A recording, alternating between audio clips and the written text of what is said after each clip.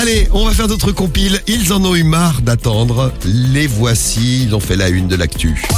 C'est la compile du Morning de Diffoul sur Skyrock.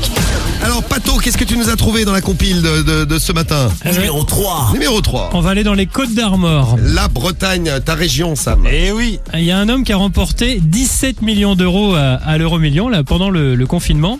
Mais le problème, c'est qu'à cause du confinement, il ne pourra pas toucher son gain dans l'immédiat. Comme tous les gagnants du loto en ce moment, ils ne peuvent pas attendre. Alors, ils ne peuvent pas toucher leur chèque tout de suite. Est-ce que c'est long, mais est-ce qu'ils sont vraiment à plaindre? Franchement. Moi, pour 17 millions d'euros, je veux bien attendre un peu, tiens, allez. Ouais. Je veux bien les toucher, allez, au mois de mai, là, le 11 mai. Ah, j'attendrai le 11 mai pour récupérer mes 17 millions d'euros. Putain. Ouais, 17 millions, ouais. Ah ouais, quand même. Et la participation à la loterie européenne, en tout cas, a par ailleurs connu une baisse historique de la participation. Donc ceux qui avaient investi des billes il n'y a pas longtemps, là, des actions dans la FDJ, c'est pas forcément le bon plan avec le confinement. Ouais, pas de chance, la FDJ. Ouais. Je vais vous amener, moi, en voyage. Et oui, on peut encore voyager sur Skyrock. Numéro 2. À l'époque, il y avait encore des avions. À l'époque, il y a un mois, il y avait encore des avions. Et ça s'est passé entre New York et Hong Kong. Bon, il y a un homme, il voyage, le vol dure 14 heures. Et à la 13e heure de voyage, il se dit, j'ai une petite envie. Bon, il va aux toilettes, tranquille, pépère, il fait son affaire. Et là, il jette le petit papier dans la poubelle. Ouais. Bon, problème, la poubelle s'ouvre. La poubelle se referme sur son petit doigt. Et là, impossible de sortir le petit doigt.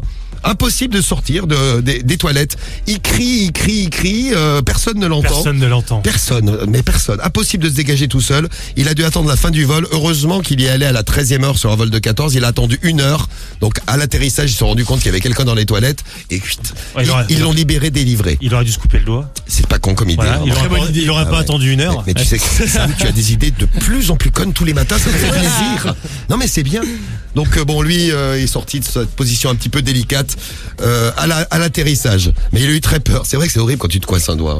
Un jour, je rigolais, j'avais mis la bague d'une copine et j'arrivais plus à l'enlever. Faut mettre du liquide vaisselle. Et c'est ce que j'ai fait, dis donc. Et t'as vu? Ah, tu vois, t'es moins con là. Elle est pas si con mon idée là. Elle est pas si con.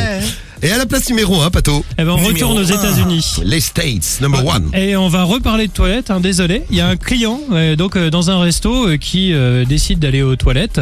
Il frappe à la porte. La personne lui dit vous attendez comme tout le monde. Sauf qu'il trouve que le temps est trop long. Et qu'est-ce qu'il a fait le monsieur? Ses besoins devant tout le monde, devant la porte.